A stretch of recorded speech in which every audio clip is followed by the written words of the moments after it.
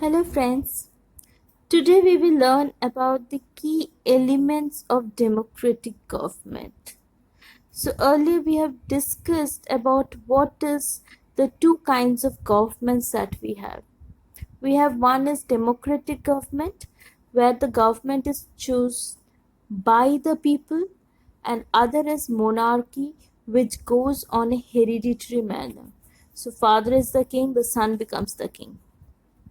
So what happened in South Africa, we have people of different races who sits together, who stays together.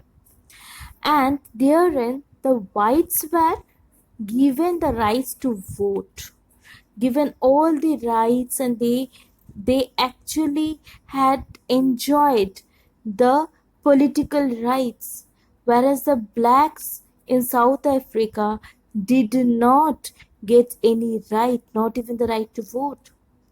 So Nelson Mandela fought for the rights of the blacks to be voted to take part in any political decisions. So that was a very, very huge fight of days and nights altogether. People started to join this temperament. Then finally, May 10th, 1994, Nelson Mandela became the first black president of South Africa. So all the fight that had been there gave a very good outcome, and therein the actual democracy started where the whites and blacks shared equal rights. So when we talk about democracy, we basically talk about participation. It is about active participation in the life of our community. So the participation, be it in voting, everyone has got equal rights. If you want to express your views, everyone again has got equal rights to express your views. Usually the government is elected after 5 years, but if any of the citizens are not happy, they can raise their voice. They have got the freedom of their speech. They claim themselves as citizens of the country, and they can make each and everyone, be it from any religion, any race, anything, they can have their own choice, they can raise their own voice, they have complete equality.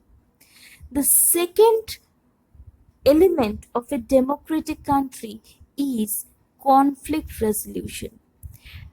In a country like ours, where different people of different religion and races stay together, the conflicts you okay, so there may be a Hindu-Muslim conflict if they have to take out and celebrate their festivals on the same day.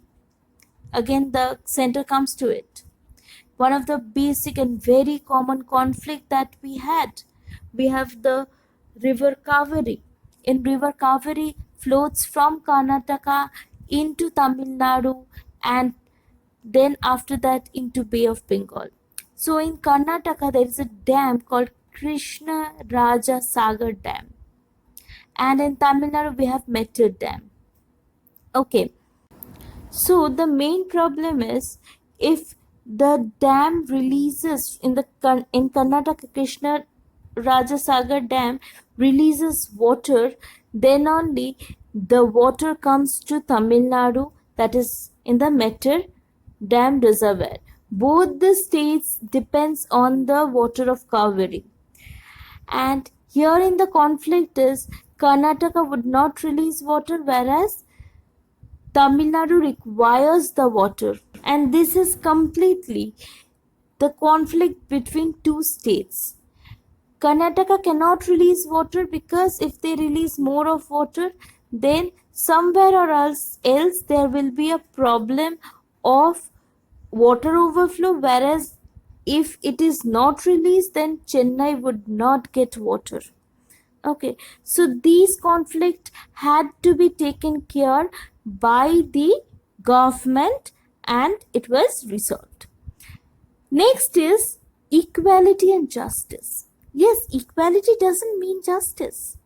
Everyone cannot be treated equal, whether you are tall or short. You cannot be treated equal by you can see here how people are watching the match.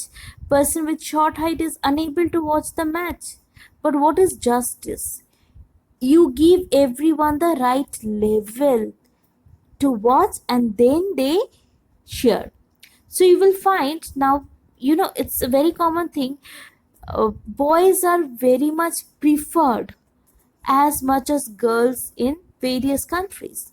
So the justice part is, the government comes out with various schemes like Beti Bachao, Beti Padhao, Sukanya Samriddhi Yojana, all these things to bring females in the equal place with the, so that they can also fight for the equal rights.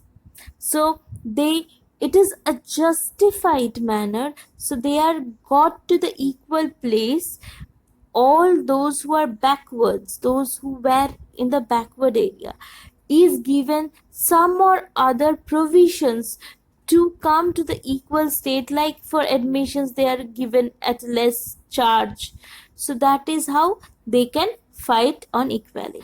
So what are the key elements of democracy we talked about? First, we talked about participation. There's equal participation that each and every people in a democratic country has. Second, we talked about the conflict resolutions. Whatever is a conflict that takes place within states, in a democratic country, the government looks after. And next is equality and justice. Thank you.